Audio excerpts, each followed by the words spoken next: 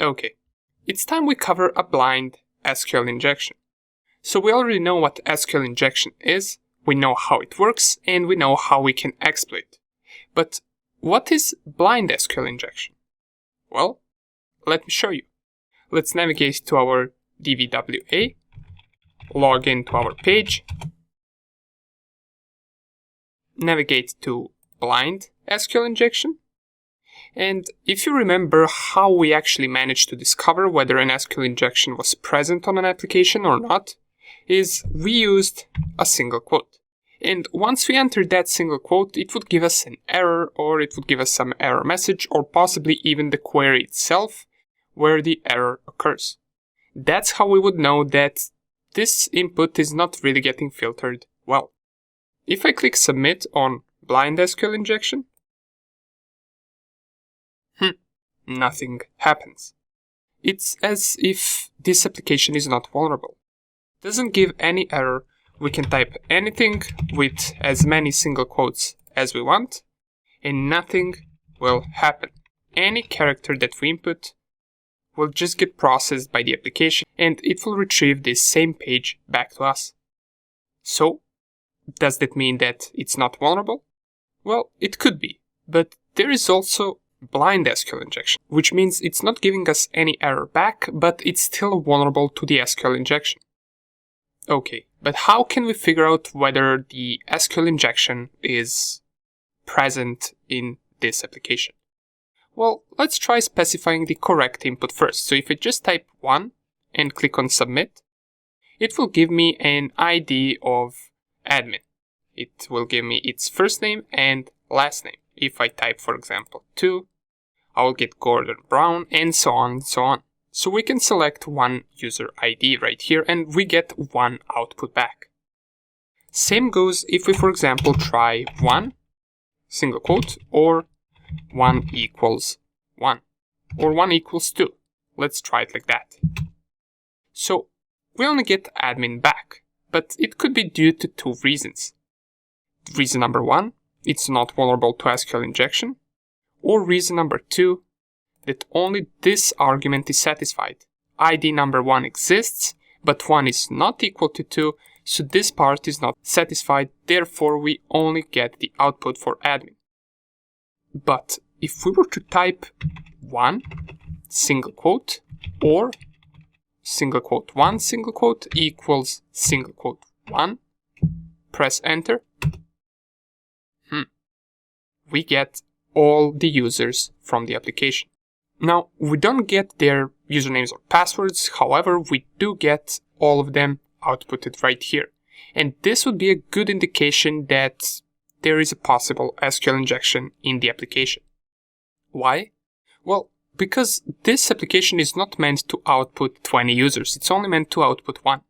And with this statement, we told the application we want the ID number 1, or if 1 equals to 1, and it gave us all the other IDs. And that is one of the ways that we can discover whether it has some vulnerabilities in the application. Now, how can you exploit this? Well, here is where the problem occurs. Exploiting blind SQL injection is much longer and harder than exploiting an error-based SQL injection. For example, here we can't really output the database name. We need to guess it, because we're not getting any output back or any error back. So, how can we go about guessing the database name, the table name, the column name, and all of that? First of all, to keep in mind is that it takes a lot of time to do that, so for the purposes of this tutorial, we will only show how we can guess the database name. To guess the database name, we can use an SQL-like operator. And you can find it on this page. It describes what exactly does it do. The like operator is used in a where clause to search for a specified pattern in a column.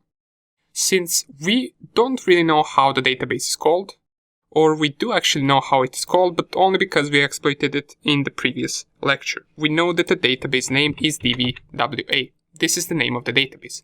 But let's pretend that we don't know it. We want to discover it by exploiting blind SQL injection.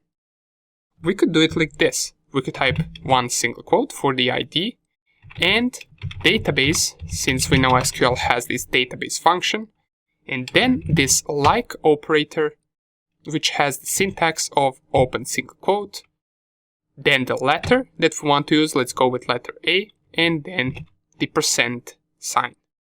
What does this mean?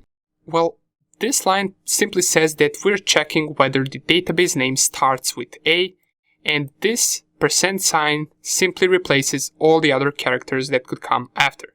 So we're only checking whether the first letter of the database is A. Let's press enter. We get nothing back. Why is that? Well, it's because the first letter of database is not A, therefore it didn't give us any output back. If we were to type something like this, and database, and then we switch A with D, because our database does start with D, and we click submit, now we get output back. And now we would know that the database name starts with letter D. As you can already imagine, this can take a lot of time to guess. And we could use the help of burpsuit to do this. So let's go to burpsuit. Let's turn on the intercept. Let's type 1. And, oops, let me just type it in first and then I'm going to intercept. So 1 and database like A. Let's start with A once again, just for the purposes of showing how this would work in burpsuit, and then we intercept the request. Now we want to send this request to intruder. Let's click on that. We can turn off the intercept and go back to the intruder. We want to select the positions, and here we want to clear all of these positions. Find the letter A, which is right here, and then add a position to it, since that is the only thing that we want to use as our payload. Once we do that, we want to go to payloads, and here we want to load all of the letters possible. So let's just go A, B, C, D, E, F, G. And here I loaded all of the possible letters that could be the first letter of the database. So once we load all the letters, we want to go to options, and here in the grep match we can clear everything and add, for example, admin. So if we find the word admin in the page, then we're going to assume that we found the correct letter. Why is that? Well, if we get the correct output, it will output this that has admin right here. Or matter of fact, just so we can get even clearer response, let's copy this entire string, which is first name admin, and let's paste it right here. Then we add it right here, and if our response finds this string inside of the HTML code, that means we found the correct letter. All we need to do right now is start the attack. And here it is. We already get our response. Letter D is checked. It has first name admin in the HTML response. It also has a different length of the response than all the other letters, as we can see right here. Now that we guessed the first letter, we would cancel this. We would go back to the positions, and we would first of all clear this, remove the A and type D. After we type D, we once again type A. Then we select A once again as the second letter, since we already guessed first. And now our command looks something like this. 1 and database like open single quote D A%. Now we're guessing the second letter. Okay? If I submit, this will once again not give any output back because A is not the second letter. So let's see which letter is the second one. We can start the attack. Let's wait for this to finish. And here it is. Letter V is the second letter. Now we can go on to the third letter.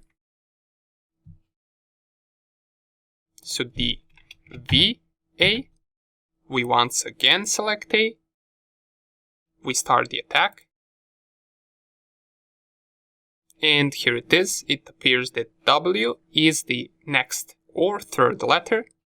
Let's add it right here. And let's add A at the end. Select A and run the attack once again.